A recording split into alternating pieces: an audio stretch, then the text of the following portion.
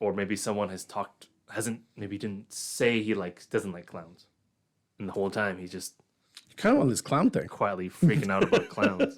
Well, clowns are safe to denigrate. Oh, okay.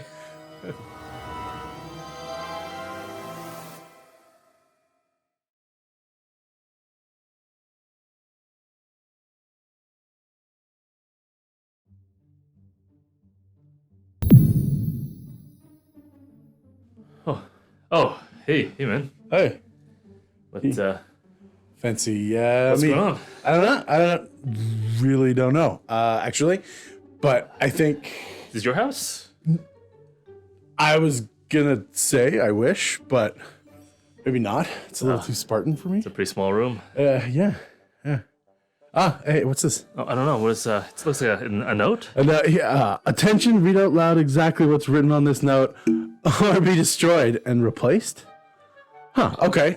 All right, so welcome to Caffeine and Cantrips, the show where we talk about D&D or else. Well, it's what? Hello, I'm Byron number 26 and I'm Sean number 31. Why am I 31? Congratulations. This week, these two sanctimonious, half-faced, filthy rogues will be talking about how to get the most out of your session 0. Like D&D session 0? I guess. Wait. Or will be destroyed?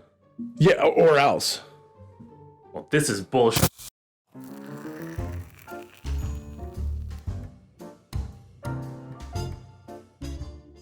Okay, that was cool. That was I don't know what this was, but this is a thing apparently. The best intro ever. I love it. I do. Hey, so I guess what we're here to do or else is talk about some session 0 stuff. Oh, like Dungeons and Dragons. Dungeons and Dragons Session 0. Session 0, yeah. Any kind of time that you guys are gonna start a campaign. Okay. Going on. Yeah. So that's what I hear on the grapevine. That that the D&D grapevine. The D&D grapevine. The vine that is grapes. People should do session 0s before you start you playing the game. Okay. With the table that you've already been playing for a while, it doesn't matter. Before you play a new campaign, I guess, do a session 0. Okay, so before we start talking about like what you're supposed to do and whatnot, why don't we start by having you explain what a session 0 is? Right. So yeah, like what is a session 0? I don't know. If you've never done one before, I think if you go into what's the D&D book? Tasha's. Well, players. DMG Tasha's. What's the name of that book again? Yeah, Tasha's Cauldron of Everything. That's what it is. Yeah. I knew it was Tasha's something. Yeah.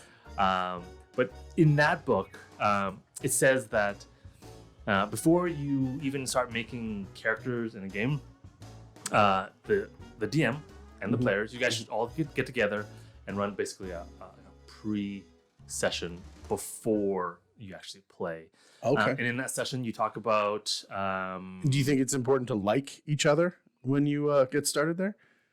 Well, hopefully you like each other, but more importantly than liking each other is making sure that you like and subscribe to this video or this podcast. Shameless. It's so shameless. Yeah, please. Yeah, like, subscribe. We're gonna ask some questions, so hopefully you guys can jump in the comments. Don't worry, I have a deep belly full of shame. I'm just very deep. Pushing it down. But after we like and subscribe and all that, we do a session 0. And in the session 0, what is it for? Basically, you're there to establish sort of what your expectations are for the game in terms of like house rules or a shared social contract. That's not in the books, right? For example, I don't like clowns. They're super creepy. I really don't want to have any clowns in the D&D game. Can we talk about stuff like that, right? Right. And often people will even sort of come together and talk about sort of basic character concepts, like build the characters together just to make sure that it all works together. I mean, it's always nice to know what kind of characters the other guys are making. Maybe you want to share your background, right? Talk about that at a high level before you actually go off and make your own characters, right? Or flesh them out, I should say. Or pick which one of your roster of characters you've already got floating around in your brain. As awesome as 5 Twilight clerics are. Right. Which one? Which temporary HP do you use? This one has a mustache. Which one do you use and which? Right. Yeah, which one fits best thematically to maybe with the story. Okay, cool. Yeah, and I think that's in my mind what a session 0 is. Did I miss anything? I mean, there's so much stuff that, from a high level view. Yeah, I think you kind of got it pegged. Right. Obviously, like the intimate nuance of what you're doing in there and all of these questions and stuff that you're asking, that's something you didn't cover, but we can break it down even more so. But that's the high level of what it is, right? Is getting together and just looking at kind of what is all in front of everybody, right? DM and players. Do you think it's more beneficial then for the DM or for the players to really engage in this? Well, I think it's beneficial for both, really, because you have to come together, have an idea of what goes in your game and what doesn't go. Like, is it going to be funny? Can I crack funny jokes in the middle of combat? Or maybe in serious situations? Is it going to be silly? Is it going to be more grim and dark? Okay. Right? And if you, by agreeing to this, you can sort of ensure that you have a smoother run of it in the long run, right? So that people aren't running the things that they are uncomfortable with, or on the flip side, there isn't something that they really want to try out, but but it's just not popping up in the campaign ever. So it goes both ways, I think, because both DMs and the players are in the same game. It absolutely benefits both. It guides the DM on what to put in the game and what tone to sort of set, and also guides the players as well, because players, as much as DMs, maybe not as much, but as much as the DMs, I'm just going to say, have input in the game, and through their characters really can affect how the game is for the DM and the other players at the table, right? Right. So it's super important to be on the same page as you go forward. I agree. I agree that everybody needs to get on the same page, and I mean that's a great place to start, with everybody communally aligned at the same starting point. Is it worth it though, you think, or is it like, from what I hear, you can session 0s can take, for us it took 8 hours, 8 hours, a long time. Is it worth it though, you think? Or is it better just to go? This is really interesting because, let's get into the value of what it can progress. And then let's start breaking down. We know now what it is. Let's start breaking it apart into its chunks. Okay. Right. So session 0 is something that's evolved over time. I think when we started playing, session 0 didn't exist. No, there wasn't a lot of zeros, right? There was a lot of graves to fill. Lots of zeros, not heroes, back in the old versions, but so many rerolls. There were just zeros and zeros waiting to happen. Yeah. Truer words have never been spoken. But no, as the game's evolved and as we've come out of the Gygaxian eras and the Hickman revolutions and all of these things, we've come along.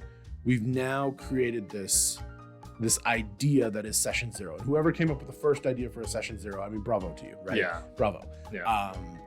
When it first came out, I didn't like the idea of a session 0. I just wanted to play more D&D. Really, I was the exact opposite. I was like, this is awesome. We can finally I like the collaborative thing of it. I thought it was great. Yeah. I thought it was great. Well, old dinosaurs learn new tricks. Old dogs learn new bones to pick up, whatever it is. New bones to pick up. Is that the saying? You got to make your bones on the D&D table too. I really much enjoy going through session 0s now. and what they promote. And like we said, let's build a bit of a roadmap as to what we can start talking about. So primary themes is a great way to start off. So your biggest, boldest brushstrokes, Right. let's start breaking that down early on as well. Right, there's 3 main ways that we play D&D, and most TTRPGs. Right, there's combat, exploration, and oh my god, I'm flaking. Role-play. The thing that the glue that squishes it all together. The or else is getting real close here. But yeah, so we got our three kind of main pillars. Yep. Right, of how we're gonna play. So what are we looking at for this campaign? Let's make it clear and easy for everybody. Because if you're playing your Twilight Priest, because everybody has one, right? If you're playing one of those, maybe you don't. Maybe you should build one. They're kind of fun. If you got that character ready to go, but that character is designed for political intrigue. Right. And the DM has decided that we're going to be exploring the new Wild West of this fantasy world, right? Right. Then there's not a lot of high society for you really to take advantage of with all of those performance and persuasion, right? The tumbleweeds just don't care, right? So that's a great way to honestly have a nice broad overview to let people know what parts of the game are going to be coming into play more often. Right, especially when we're talking about doing it before you create your characters. Or you've started building a character, but now this is the framework that you need to mash together. Right. Yeah. And so that's great. It makes sure that you're not a duck out of water unless you want to be, because obviously you can play whatever you want. Well, ducks can fly too out of water. Ooh. Yeah, they can. Isn't it the saying "fish out of water"? Is it a fish out of water? That would make more sense. Or sharks. Okay. Or whales, I guess. Sure. You could be right. But I think ducks naturally are mostly out of the water. Yeah, maybe. We'll have to check on that. So fish out of water. Yes. Any sort of element outside of its own natural terrain, is where we kind of want to be at. If you want that type of character, right? Yeah. If you want to play an exploring character like a cat burglar in a high society game. Tabaxi. Okay, right? Like a Catwoman-esque type character. Not Tabaxi. No, that could be a Tabaxi. It's not the same. Well, you never know. It's more like woman cat. This is what we're trying to marry up, right? Yeah. Other great things that we need to talk about are even just icebreakers between the players, because this could be the very first time that you're meeting either on a Zoom call or you're meeting in person around a table, that you actually have a chance to get everybody together and see them and meet them, greet them. There could be some like text conversations going on, but this is an actual face-to-face, or should be, I think, a face-to-face where everybody has scheduled in the session. If you can, for sure. Yeah. And that way you can get to know people outside the game to, get a better understanding of who they are. Yeah. Yeah. Because if we just dive straight into our characters, things can get a little bit wonky. Right. Yeah. Right. I think another really important thing to talk about is scheduling as well. Like how often can you meet? How often do you want to meet? Right. Correct. As much as I would like to play every day. Sun up to sundown, things get in the way. Yeah. Right. So scheduling is also a huge thing, and aligning the schedules, and then start talking about the rules of when we cancel schedules. Right. Or when we have to shift or move or cancel sessions. Because what happens if one person is missing?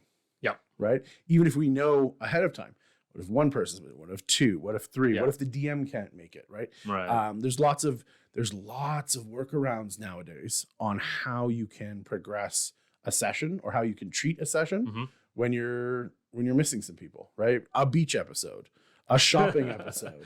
Right. You gotta have a beach episode. Yeah. All of a sudden, impromptu downtime. Right. Just kind of go. Right. And take it into an all off the table kind of experience while someone's missing, because then they can kind of come in afterwards and let you know, or let the DM know what they would have done in that week or 2 weeks or whatever you want to kind of talk about.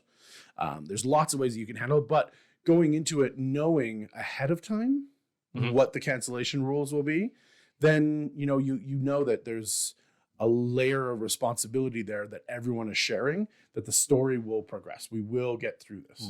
Right. And even to that effect, how long is the story going to be? Are we going to be committing for a month, once a week, a month, 2 months, 3 months, every other week, 3 years? Yeah. Right. Like how long and what scope of campaign are we looking at? Because it's funny, surprisingly, D&D games I find are surprisingly fragile. For as much as everyone loves the game who's playing, it like if you're not careful, if you don't set these things ahead of time, the whole game can be derailed, or maybe people just lose interest, or like one person goes on vacation for a month and another person goes on vacation the next month, and you just don't play for then it's Christmas, and then right. Yeah. Or maybe someone didn't say he doesn't like clowns, and the whole time he's just Kind of on this clown thing. quietly freaking out about clowns. Well, clowns are safe to denigrate. Oh, okay. Okay, Right. I'll leave that one alone, but okay. Or maybe I'm wrong. Because they're self-denigrating? Is that why? I don't know. I mean, then you wouldn't have the Joker, and he's one of the greatest villains in history. I You don't know gotta if, I don't know denigrate if he's a clowns. clown, per se. Is he not? I don't think he's a clown. He has makeup like a clown, but I think it's just like a personification of what's underneath. Anyway, regardless, it is kind of an interesting phrase, but we love clowns. I love clowns. I have nothing against clowns. Clowns are awesome. Clowns are all right. Okay, I think clowns are awesome. I think they're wicked. But you know, further going back into, say you were frightened of clowns, right? And all of a sudden you don't say anything, and then like a year and a half into the campaign, they just all of a sudden break down. They're like, you know what? I can't take all the clowns. It's clown-based campaign. It's just freaking me out, and they leave. And maybe they're a great role player and a great addition, and everyone else is just like, it's not the same without them. And, right? Which is another kind of line that you can start asking the DM as you're going about these things, is where for your rangers or for your rogues or whatnot, picking the types of enemies that are going to be primarily present. I don't need to know the story hooks, but if I choose as the ranger that my favorite enemy is going to be dragons, and there are zero dragons, then a lot of my functionality is taken away. Yeah, right. The whole campaign is session 0. Session 0 dragons. Wow, that seems kind of rough, but it also presents at least an idea of fairness when we're building out our characters, right? And how we talk about these things, what lines of communication we're going to be using, what systems we're going to be using to keep in touch with each other, right? Who's taking notes, who's got what strengths, and who wants to bring what to the table. Right. And maybe I've never been a note taker before, but I really want to try and be like the group's note taker this session. Right. Oh, okay. What do you guys think about snacking at the table? Apparently what kind of snacks? It's controversial, right? Are snacks okay? Right. I think snacks are awesome because in our playtime that we decided on, we can only meet up once every 2 weeks. Yeah. And so we do longer sessions because of that. And if there was no snacks, everybody would be burning out on a longer session. Right. Like an 8-hour session. Yeah, no, people would be burning out if they didn't have something to munch on or something to fuel the beast. Oh man, D&D was like my cheat night. And for those that go to the gyms or whatnot, right? Like having a cheat day aligned with your play day. So good, chef's right? kiss. It's so like, good. More chocolate chip cookies. But then again, we can Cheesecake. talk about other legal substances, right? Is alcohol permitted at the table? Right? Or how much is okay? Right. Is having a little puff before you start playing, is that okay? Right. Do we get smoke breaks? Yeah. All of these, are we going to have breaks? Right? Just break it down in kind of in full idea and full view. And there's plenty of systems that are already designed out there online. Right, that are free, that break down how to do a session 0 and how to make sure you hit everything. And everything includes your lines and your veils and your social contract of when we're going to play, when we're not going to play, right? When we need to fade to black, and how we handle these scenarios, right? Are there going to be X cards on the table, or do you just interrupt play and say, hey, this is too far for me, right? No, there's too many clowns in this airplane. I got to get off. All of these things. Too many mother effing clowns on this mother effing airplane. And so these types of things need to be talked about beforehand, so that, or even set the basis of communication beforehand, so you can handle any topic however it comes up. Yeah. No, it's super important. But speaking of communication, I mean, I don't want to necessarily dive too deep into like what you should talk about at a session 0, because like you said, there's guides lists that everywhere, and every table will be different. Correct. But I do want to talk about one point, is that when you do go into your session 0, I think it's super important that everyone, DM and players included, to keep in mind that you don't have to be, but try your best to be honest with what you want, with what you don't want at the same time. And know that to do that, it's not easy. You have to be brave. It sounds kind of ridiculous. What do you mean you have to be brave? Because imagine what would... I'm good at imagining. I'm good at imagining. D&D, right? Theater of the mind. Okay, ready to go. But imagine that someone says, hey, I've always wanted to try a whole campaign where everyone is a clown. Like everyone. NPCs, PCs, everyone, right? And everyone else at the party, on the table, DM includes, like, yeah, it's great. Clowns are freaking awesome. I have nothing against clowns. I love clowns. But you're quietly inside, like, pooping yourself because clowns freak you out, right? But everyone else wants to play a clown campaign. I think it's your responsibility to speak up. Be like, hey guys, I'm sorry. Maybe not even sorry. I just want to let you guys know that I can't take clowns. Mm-hmm. Right? I just can't. So can we please find something else?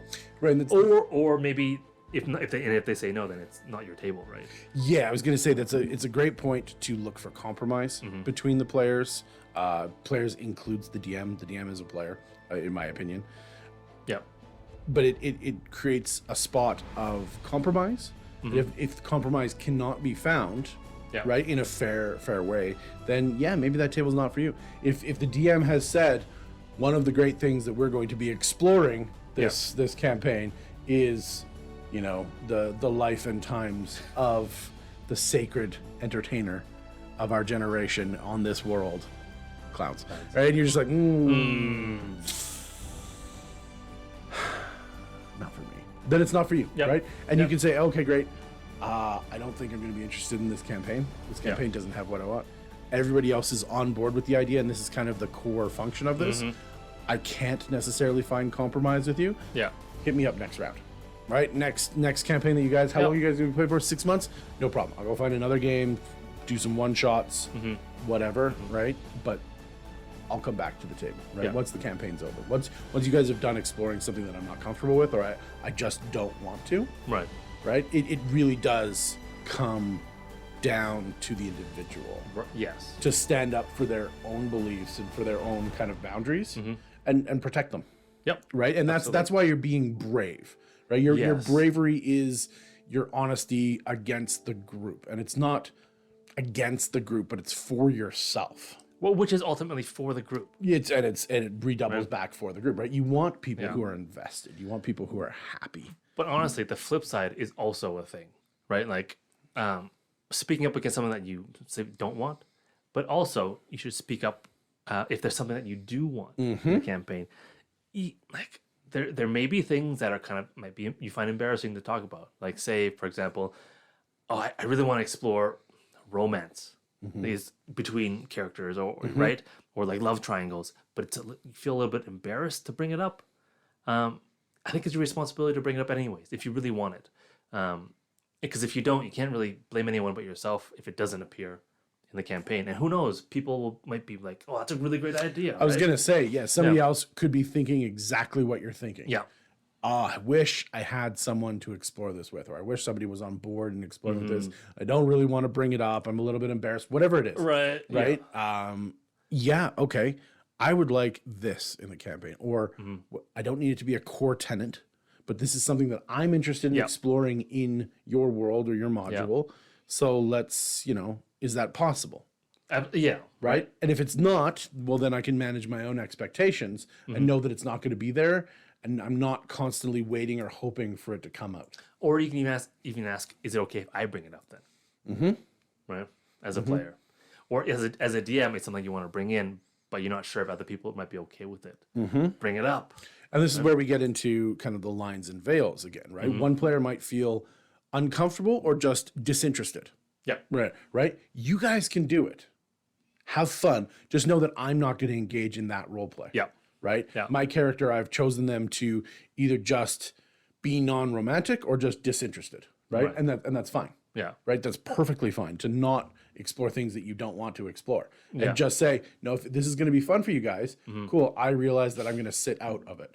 Or I'm building my character as, you know, the straight man, right? Well, everybody's all lovey-dovey and whatnot. He's the focused guy at the helm steering the ship straight. You know what's an example I think that comes out a lot is people love the edgelord. Like the guy who's like just by himself and like really sort of angsty and like the loner, but he's part of the group, right? Arguably, I mean, but yes, arguably, you know what I mean, right? There's a player at the table. It's a trope. Yes. And it's okay to play that character, but in order to play it well, I feel like you need buy-in from the other players and the DM, or else they'll be like, okay, you can be on your solo by yourself in the corner then, right? Because that's what your character, right, it is, right? But so you need to talk about like, hey, I want to make this kind of character, but you need an excuse for that character to be part of the group. Well, that's a great thing to talk about. Well, exactly. I need you guys to help me bring them in, right? Like, give me an excuse. Go around the table when you're in your session 0. Go around the table and say player to player, engage with meta knowledge in a way that can further gameplay. And just say, my character wants to be an adventurer because he's addicted to the taste of healing potions, and they cost too much money. He can't afford his habit. Yeah. Oh, okay, cool. So this character is driven by a monetary or a money mindset. Okay, great. So now I know when I'm playing that my character can get the feeling off of your character that you're just in it for the coin. Yeah. Right? Yeah. You've got a substance habit, whatever. Okay, great. But now this informs my decisions to be like, hey, I bet we can squeeze him for an extra 5 gold. Right. Right. Like the other players and the DMs can like lean into that character aspect that you want it to explore, right? But you have to say something at session 0 or at some point. Right. Right? Or they're not gonna know. Right? How are they gonna know? Who's gonna know? Who's gonna know? And that's really important. But being, once again, coming back to self-advocacy, right?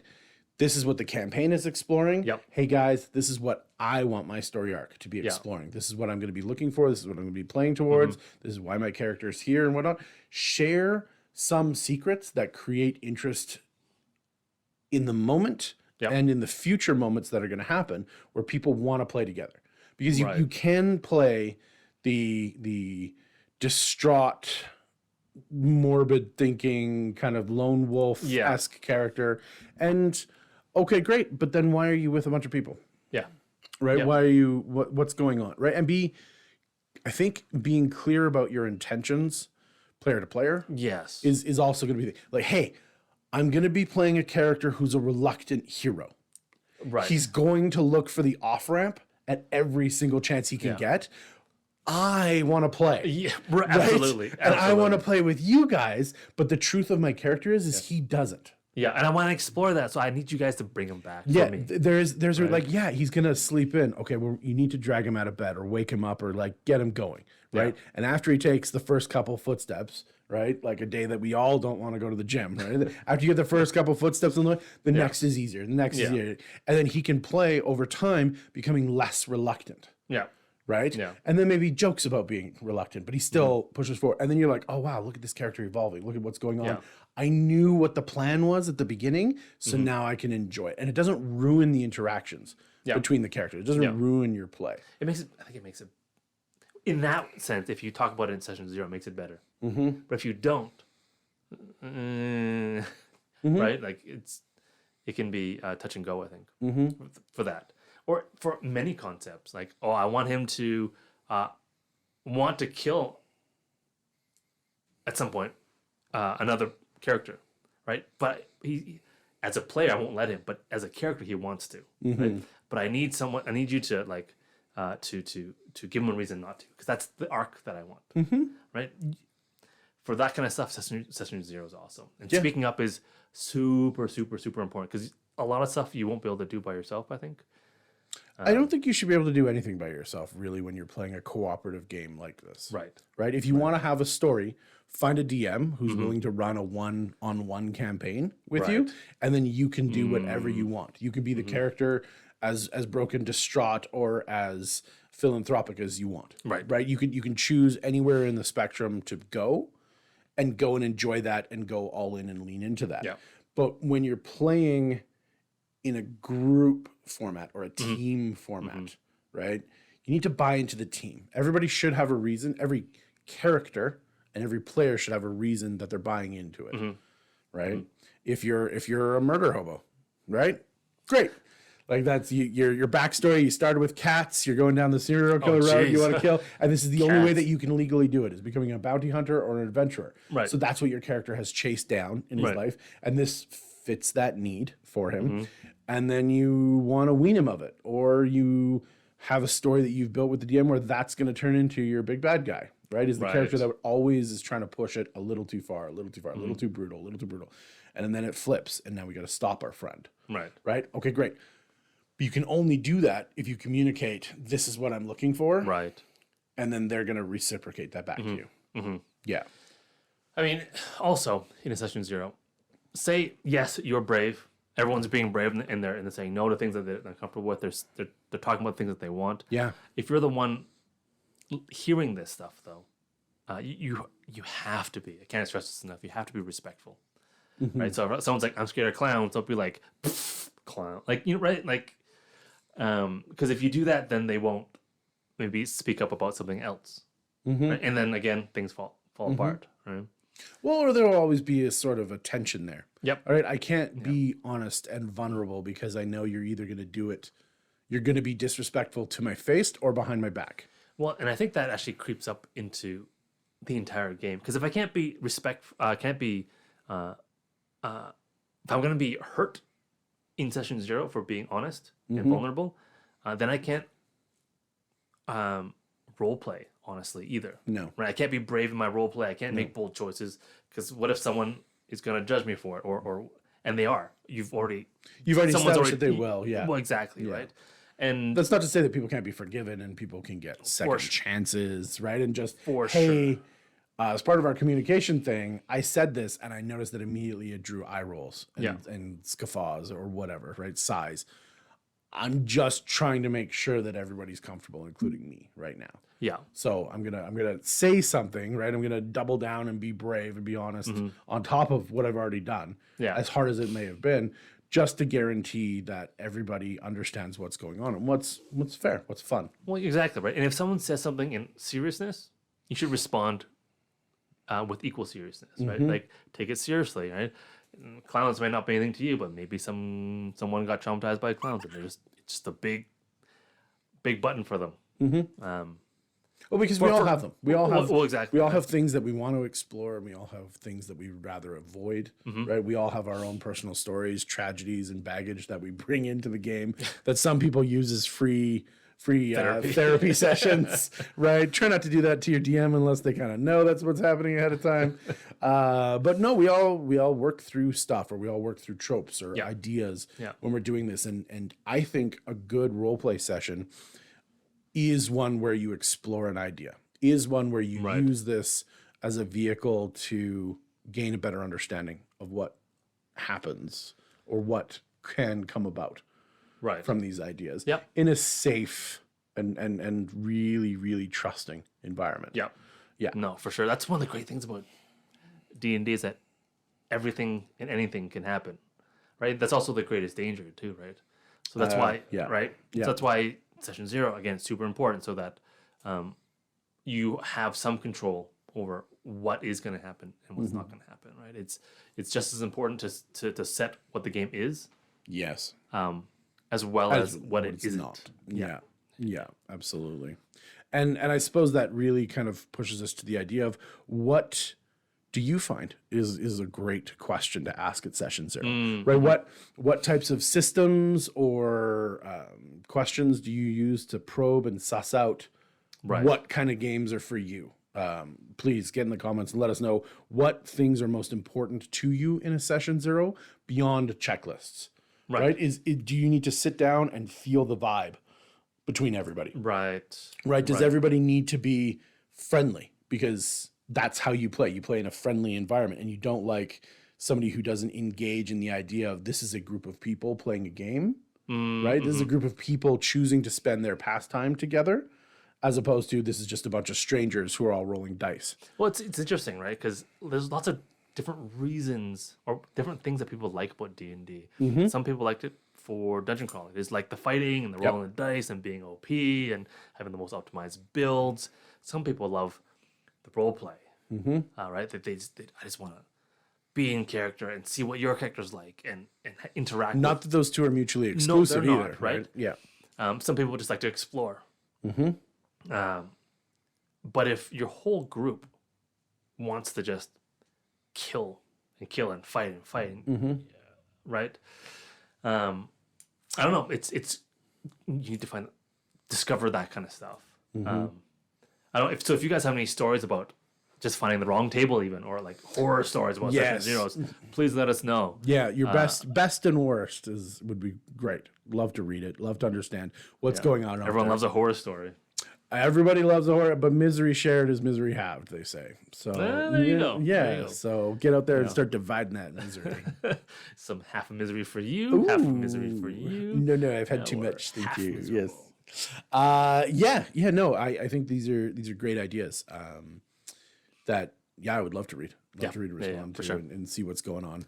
And then, tell us how you fixed it, right? If it was a bad situation or even just walking away, right? Like a street fight. Yeah. Your number one choice always, even if you're a black belt, just walk away for everybody's safety.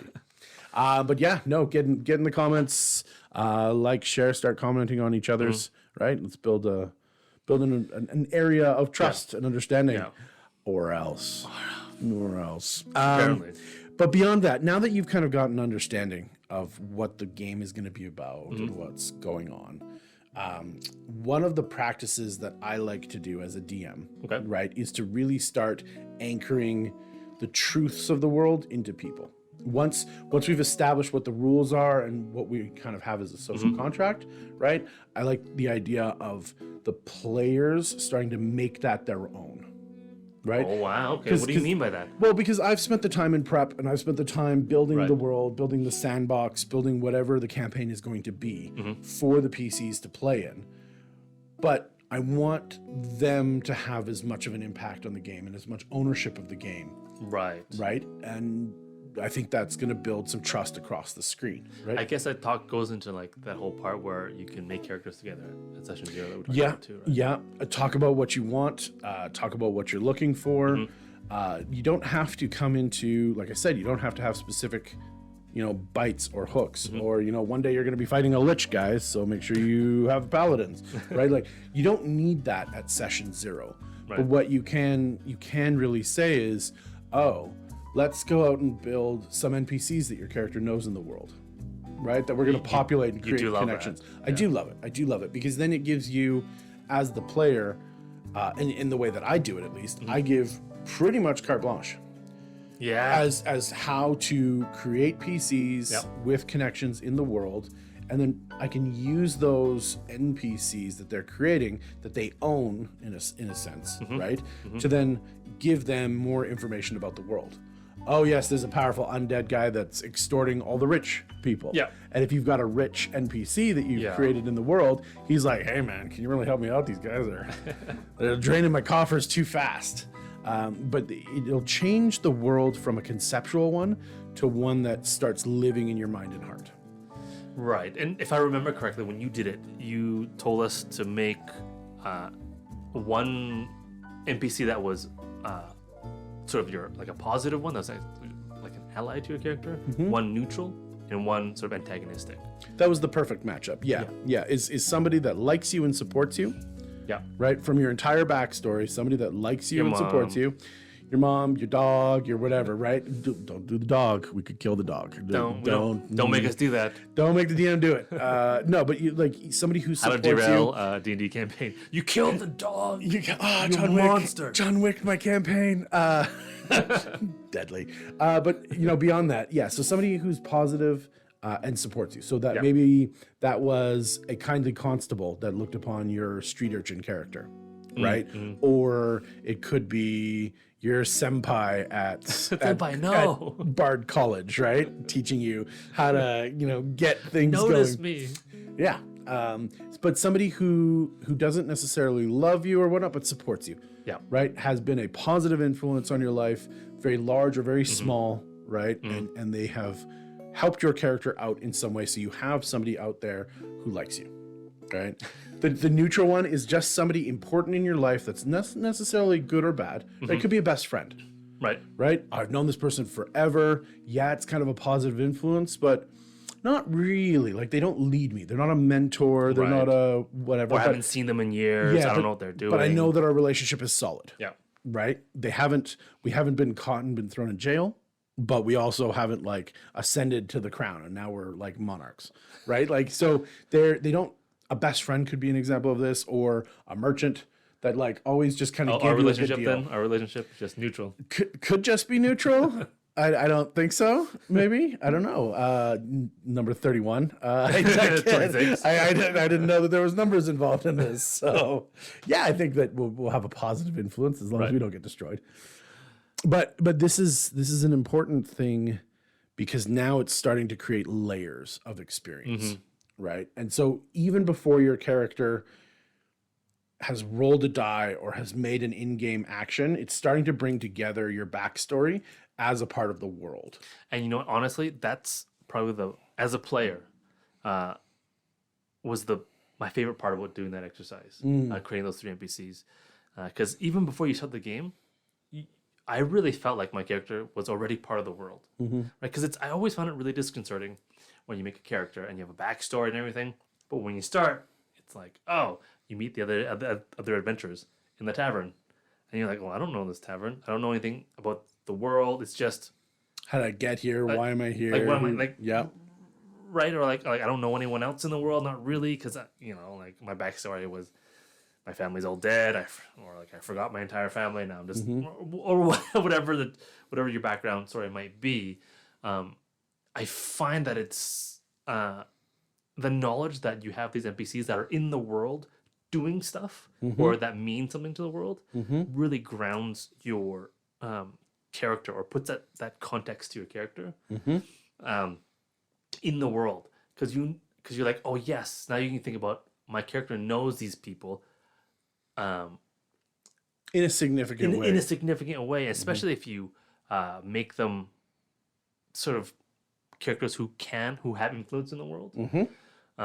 You have resources sort of to lean on if need be, and you know things that other characters, your character knows things that other characters don't know, right? You've each got all these different contexts that come together really in interesting ways. Whereas if none of the characters have any NPCs, you're just sort of these islands, yes, right, that come together, and it's just not as rich.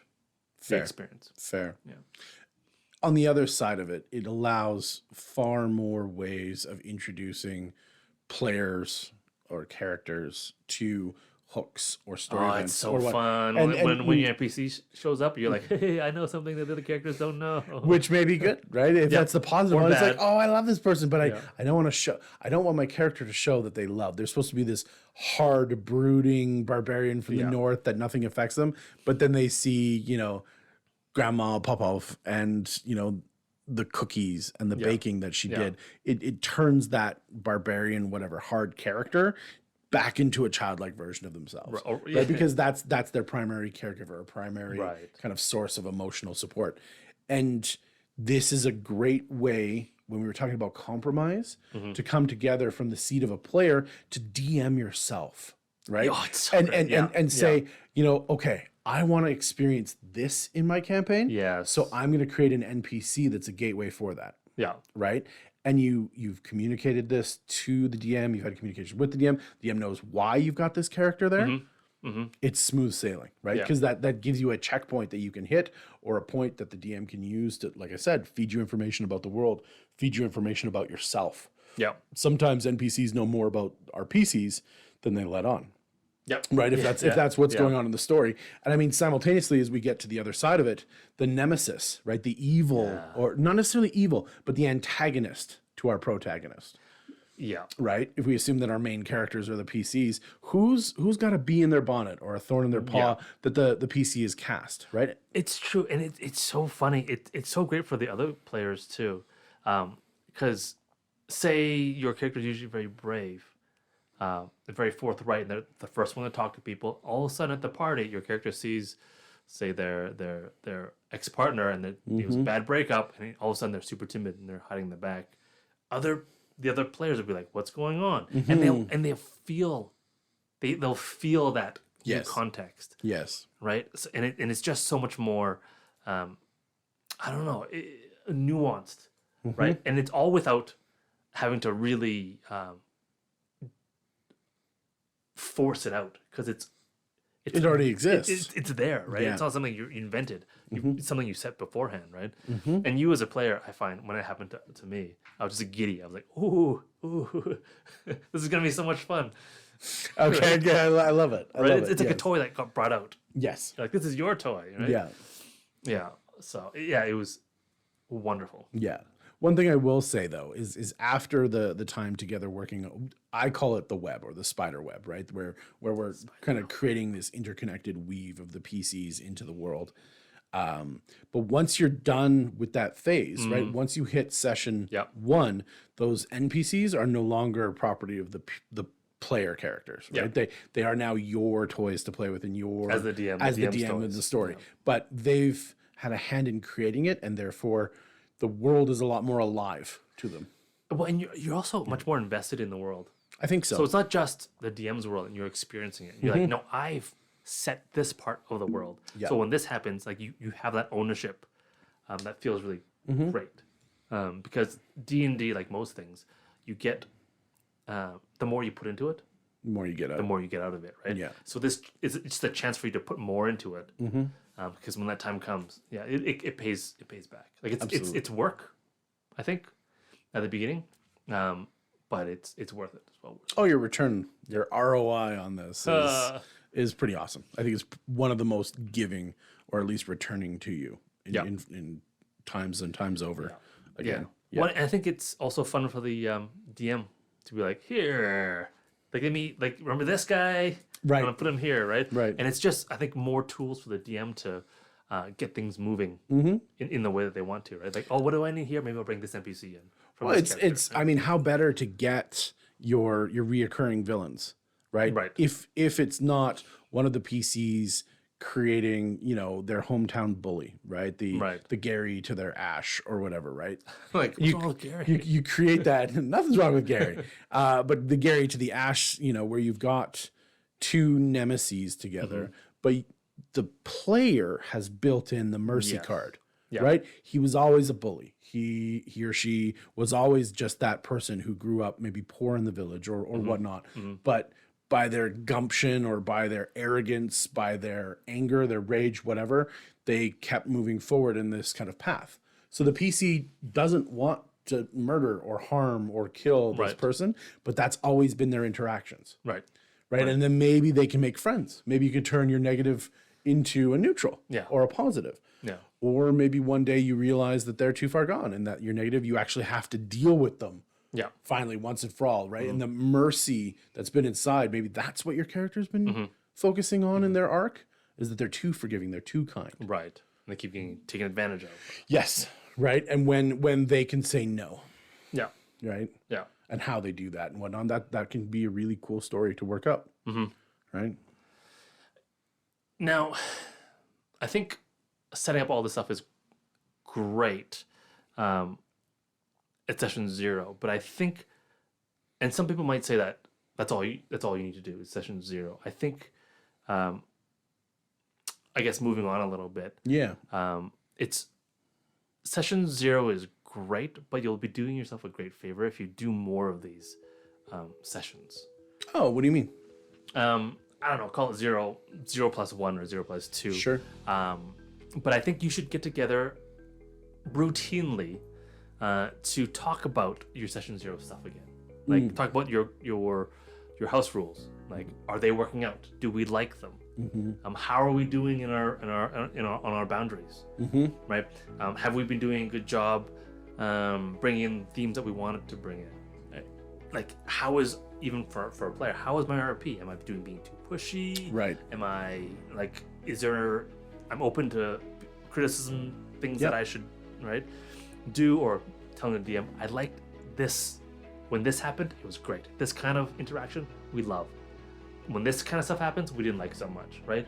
Right. And just revisiting what we talked about, like what the game is, what our boundaries are. We talked about that, and how we're doing with the social contracts, right? Because it's, if you're not careful, you can just slip into old habits again.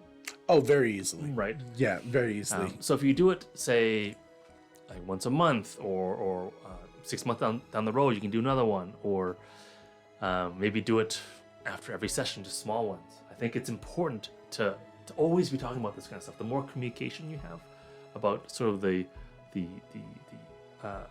supra D&D structures, like the social stuff, the macro of it, macro, or, right, the stuff that's on in the DMG or in any of the source books, right, that really matter to just people hanging out. Right, it's important to talk about. It's always better to over communicate in this case of thing. Than not. Well, and that boils us right down to the idea of trusting, right? Yeah. And building that circle of Yep. kind of people that you know you can have open conversations with about serious, semi-serious, or even goofy things. Yep. Right? And that you've got that established kind of framework there to work within. And like you said, I know personally, we don't schedule, like you alluded to, our session 0 for the most latest campaign that we're running was like 8 hours. Yeah. Right? There was tons of things to talk about. We were switching DMs, so a little bit different style. Wanted everybody to be on the same page. We wanted to talk about certain rules. Player. We had a brand new player added to the group and how they were going to fit in. So, it doesn't matter how long we were playing. Yep. Right? The new player is brought up to speed. Yep. Right? And whether this is a new player who's a veteran of the system, or this is a brand new player who's just been brought in by actual play, or have just discovered this, or they're young and they're growing up, and their parents are like, okay, you can go out and play now, right? and that these are all levels of development that we're experiencing in our individual stories. Yeah. As people. So when we bring in the idea of a new player to a new group, they know what's going on. Yeah. There is no secrets. Right. There is no to what you're doing, so they know what playing fair feels like. Right. Yeah. Right. And in these extra sessions, don't be scared to add new things, new items, remove things that aren't working out or maybe are unnecessary, or change things. Or maybe someone who was like, you know what, you guys are awesome. I feel like I can trust you a little more. We've got a rapport. I know you guys really want to have some clowns. Maybe if we just do clown light, might be okay. Yeah, but we'll talk about it. We've built trust. Yeah. I want you guys to enjoy your clown fetish or whatever. But no judgment. But no judgment. I mean, right? If you like clowns, you like clowns. Hey, they say about a guy with big shoes.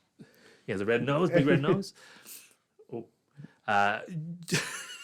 You right? Like I want to let you guys explore that, and I'm willing to try it out, but I might have to cut it short there. Yep. Like right, if it gets too much, but let's try it out a little bit, right? We can add that in if you want to. Then later take it out, right? Because D&D is all about, I guess the session 0 stuff. It's all about finding that how to play nicely together.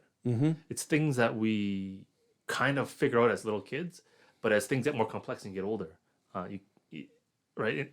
When you're a kid, you're like, oh, this guy, I didn't play well with him. This other kid, I hate him today, but the next week you forgive each other and you play. Right. It's not the same. No, it's not. Adults, right? No. And there's, I feel like it's such a tragedy when a long running game gets dropped because of social problems that could be avoided. Correct. Right.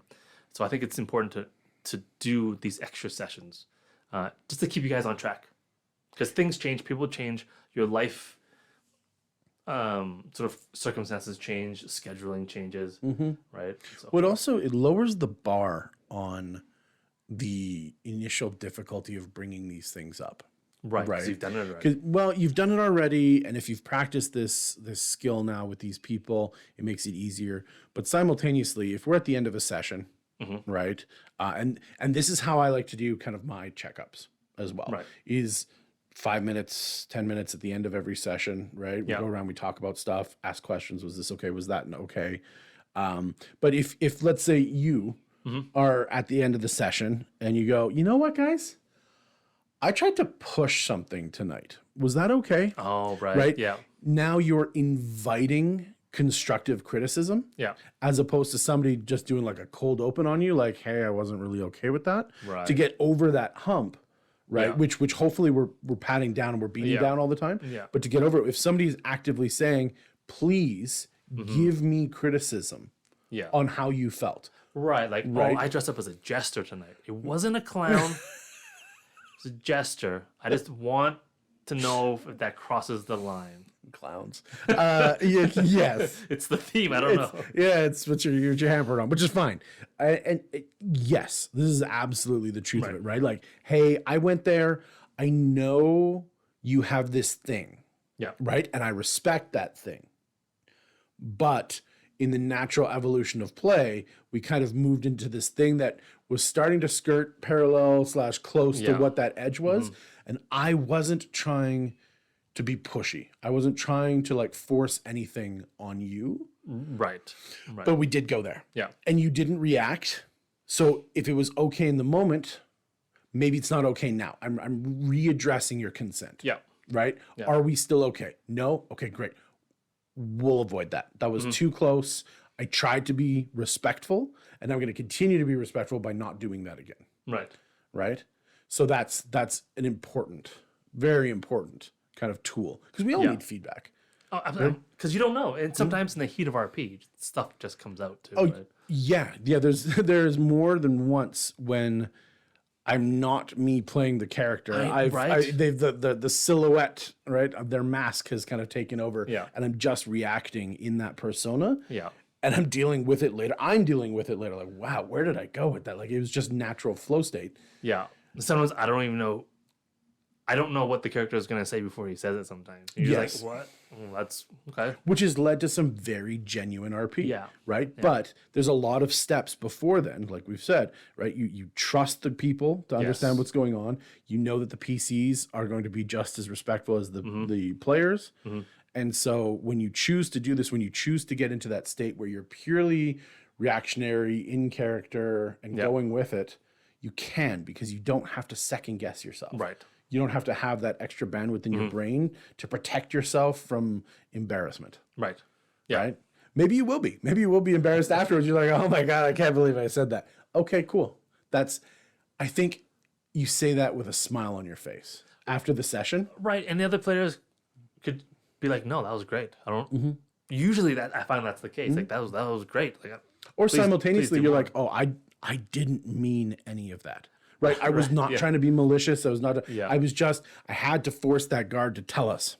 Yeah. Right. I know we don't want torture. I know we don't want like these serious dark themes. Yeah. Right. Okay, great. But I had to be more persistent. I had to go a little heavier in that conversation. Right. Conversational interrogation. Right. You're like, was that okay? Yeah. Right. I know I went there. You didn't say anything. I just want to make sure that you know that I'm respecting you by taking this path. Right. Or, tell people what you want more of. Right. Yeah. Criticism could be like, oh my God, I love that voice. Yep. It's Right. even better, Can you do more of that voice? Right. Right. Can you I want you to know that you're out on a branch maybe, but I love it. Yeah. Right. And it's far easier to tell somebody something positive. Yeah. Right. Yep. And we're not talking about like the criticism sandwich where you give them something nice, you slam them in the middle, and then you say something nice on the outside. No, it's just, in actuality, hey, like Mid-level manager techniques. we've been playing for 5-6 sessions, and now you've started using a voice. Yeah. And I love it. I love that you're going there with your character. Yeah, it wasn't always perfect, continue. but I'm not going to bring that up. No, I just love no, that you went there. You're trying. You're experimenting. You're trying to put more into the game, and I want to let you know that I noticed. Yeah. Right? And I appreciate that. I love that you did that. Yeah. I'm not comfortable doing a voice, or maybe I am comfortable doing a voice, whatever it is. Or maybe you doing that now it's sort of inspired. I can try. Yeah, right. Like you were really bad at it, but then maybe I can be bad at it too. We can be bad together. Right. And get better together, right? Yes. And that's how you right. And then a year and a half down the line, you're all just killing it. Yeah. Because you've just been practicing. Yeah. In that safe environment, right? Yeah, and I think that's what it is. You gotta stay true to what you're putting out in the beginning, if that's that bravery and honesty. Stay true to that as you go through your session 0 +1s +2s. If that's an actual full session that you guys dictate, like every 3 months, this Saturday or this Thursday, whatever our game session is being replaced by just a chat session. Yeah. Right. All we're going to do is we're going to talk about the things, what we like, what we don't like, what rules we like, what we've got. Something new came out via, D&D 1. Oh, D&D 1. Do we want to incorporate any of those? Do we want to play test any of this? Right. Hey, I saw this new homebrew that I think would be really cool. And I want my character in 2 or 3 levels to multi-class into this. These are things that we can bring up, if that's the way that it works best for you. Yeah. Like I said, I prefer dealing with it right away. Right. And if somebody doesn't want to talk about it, if any of the players, and fortunately the players have all built up a level of trust with each other, so we can have these open conversations now. But in the beginning, if somebody didn't like what was happening, tell the DM, right? Yeah. Send your DM a DM and get in there and make it so that it's going to be better for you.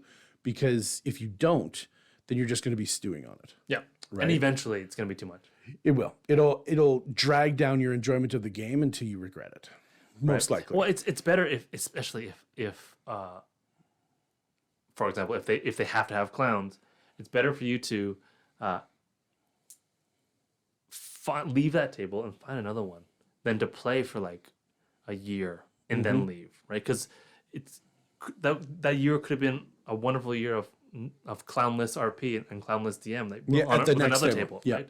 And it'll save your time, it'll save the table's time, and in the end, it's respectful to everyone, including yourself. Well, and as a specific road sign, flashing lights here on this, a new player. If this is your first taste of the game and you're not sure if you want to like invest and get involved with it or not, and you're doing something that you don't want to do for a long time, then that new player is going to be a non-player, right? They're probably going to back stop out playing, right? Yeah, and then that's another voice, and that's another person, and that's another like well of creativity that becomes untapped. Well, they could have been the next Brandon Lee Mulligan, right? Or the next Mercer, but now they're nothing. Now they're not. Yeah. No, they're not, and that's a shame. Yeah, that's a big shame. Because I think we can all agree as D&D players that we want more people playing D&D. Like for me, I want D&D to be everywhere. Absolutely. Yeah, because D&D is awesome. Yeah, it's so awesome. So yeah, no, I think that's kind of that's a really good overview and kind of discussion about what. Yeah, I mean, it was a pretty meaty talk. Some pretty kind of I don't know if they're big ideas, but like juicy ideas that we talked about. Yeah, and they're very, very thick. Like you got to get through them. Yeah, but I think they're important to keep in mind. Oh yes. When you're going through session zeros. So if you're like, I don't know if I can keep it all in my brain, just print it out. The main points, right? And bring it with you. Bring a list of things that you want, things that you don't want, right? And just be prepared for like that for if you need to for your session zeros. Yeah, do your homework. Go out there, and perhaps your DM has a system of how they go through their session zero, right? Just like everything else, DMs make their table their own. Yep. Right? And this is both good or bad, right? Yeah. This is a neutral influence that we have to interact with as we're going. So don't be afraid to go and check out some of these checklists and that talk about how to have the best session zero. Yeah. How to make sure that you hit all the points and cover everything. Do the questionnaires, bring that with you. Because it's okay to be the point person on pushing the boundaries of these rules and on pushing how far and how in depth we go into making sure that it's a safe and fun environment. Yeah. Right. And sometimes people don't know that you can ask questions that they haven't thought of yet. Oh, right. And so by bringing it in and just saying, hey guys, I don't like this. Can we not have that? Somebody else goes, oh, I don't like something adjacent to that. Yeah. I didn't know I could tell the DM that I don't like clowns. Or jesters. I don't like jesters. Right. Clowns. Yeah. Like, oh, okay. I didn't know that I could tell the DM that I have a deathly fear of deep ocean water and I can't deal with it even in games. And the DM goes, oh, well, there was that section that they were going to be on a boat. Okay. well, if they have to do it, maybe I can have a conversation and find that circus compromise. Right? Maybe we're just going through shallow water. The circus, the circus boat. Okay. The circus boat is filled with God. clowns, jesters, stand-up comedians. Yes. There's a nightmare boat. Yeah. Okay. Sure. Yeah. And so in tackling this, it's the fair compromise that you're trying to look for, right? Yep. And it's the openness of communication. Hey, I'm not okay with open water when spent time with like pirate goblins and clowns and stuff. Okay, great. Well, then we can at least have that conversation going and started. Well, so yeah, the session 0 is all about starting your whole game on the right foot. Yes. Right, getting the right momentum down, make sure your game's pointed in the right direction.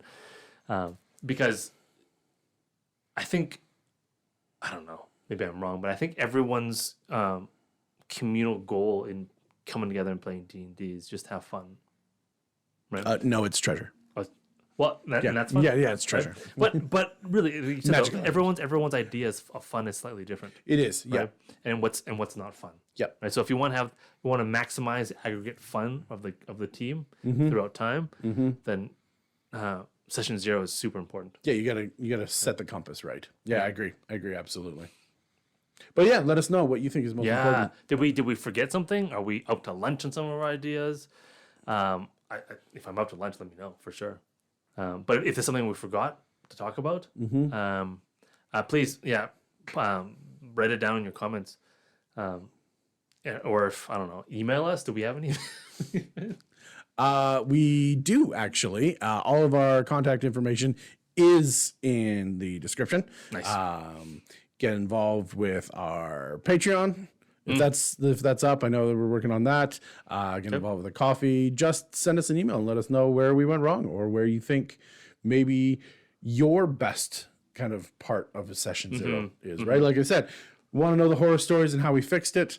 We want to get as much kind of information aggregated together as we can, because when we know more, we can make better decisions. We can ask better questions. Yeah. Right? Yeah. And, let us know if we need to dig into any more of these points a little bit more and open it up. Yeah. How do we establish what a line is, what a veil is, and those safety. And I mean, those, like I said, there's online, there's great descriptions. Bring those descriptions with you when you go to these session 0s. Yes, absolutely. Right? And you will know immediately whether or not these tables are going to be good for your experience. Right? Yeah. If you go in, you're fully prepared and they react positively to that, this is probably a good spot for you, right? If they're like, nah, session 0s, they're dumb. Yeah, they're dumb, they're useless. We just want to have a full PvP Mad Max-esque style where it's men against the world and we're not a party. And okay, cool. I don't want to constantly worry about everybody else stabbing me in the sleep. Yeah. So I don't want to play this game, right? And these are the times to ask the DM these broad questions to figure out, are you going to have fun? Yeah, absolutely. Absolutely. I think that brings, hopefully, this talk to a close, right? I think so. Yeah. And hopefully, the powers that be will let me go home. It's been a while. Yeah, you've been holding it. Yeah, I need to pee real bad. Real bad now. Yeah. But yeah. So, hey. Make sure to like and subscribe. Yeah, right? Absolutely. If you want him to get to the bathroom in time. Yeah, before I pee myself. Don't ratio us too much in case he doesn't make it. But beyond that, I'm Byron. Byron what? 26. I'm Sean 31. Yep, Sean 3 to the 1, B2 to the 6. And thanks for being with us for Caffeine and Cantrips. See you next time.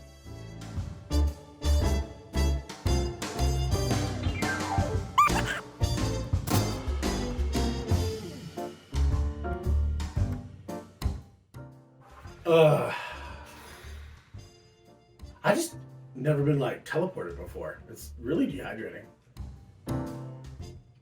How many of us do you think have died already?